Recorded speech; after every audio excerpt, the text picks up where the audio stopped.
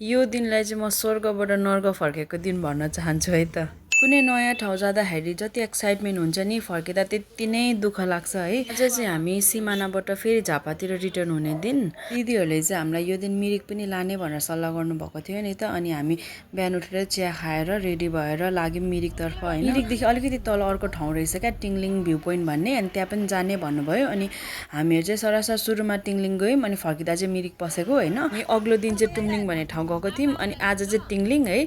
घरि टुम्लिङ घरि टिङलिङ भन्दै गएको। अनि त्यस पछाडि हामी टिङलिङ पुग्यौँ, अनि पुग्ने बित्तिकै फेरि चिया पियौँ हामीले। अनि त्यहाँदेखि भ्यू चाहिँ यस्तो दामी देख्दो रहेछ है, अनि यस्तो शीतल पनि। यो बाटो चाहिँ यता सिलगढीबाट माथि आउने बाटो रहेछ क्या। अनि यहाँदेखि यो माथिदेखि यस्तो हेर्दा यो बाटो छ नि, यो बाटो हेर्दा चाहिँ ठ्याक्कै भेरेटा जस्तो लागेको क्या, पुरा घुमाउरो बाटो है। हामी त्यहाँ एकछिन बस्यौँ, भ्यू हेऱ्यौँ, अरूभन्दा पनि शीतल क्या, शीतल ताप्यौँ ओह्यौँ। अनि फेरि हामी मिरिकतिर रिटर्न भयौँ।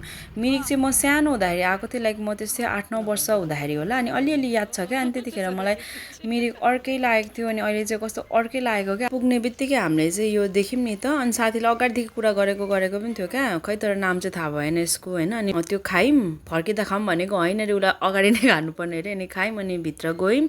अनि अभियसली हामीले भिडियो फोटोजहरू त टन्नै लियौँ होइन। अनि आज चाहिँ मैले यो भिडियोलाई स्वर्गबाट नर्क फर्केको भनेर किन भनेको भने नि, स्वर्ग चाहिँ अब चिसो छ नि त यहाँ, अनि झापामा कस्तो गर्मी छ त, कस्तो गर्मी भइरहेको थियो नि त्यहाँ नर्क भनेको। हुनु त अब म स्वर्ग नर्क पुगेको छुइनँ, जस्ट मेरो इमेजिनेसन भनौँ न होइन। अनि मिरिकबाट फर्किँदाखेरि हामी साथीको बुढो मावली पनि एकछिन पस्यौँ, त्यहाँ कस्तो क्युट क्याटहरू थियो है। अनि क्याटहरूसँग खेल्यौँ, एकछिन गफकाफ गऱ्यौँ। अनि त्यहाँदेखि फेरि हामी मनभरि मिठो सम्झना र चिसो बोकेर हामी झापातिर फर्क्यौँ। अनि चिसो प्याक गरेर ल्याउनु मिल्ने भए त म सबको लागि झोला झोलामा प्याक गरेर चिसो ल्याइदिन्थेँ। तर चिसो ल्याउनु नपाए पनि तपाईँहरू सबैजना यो भिडियोबाट चिसो फिल गर्नु है त।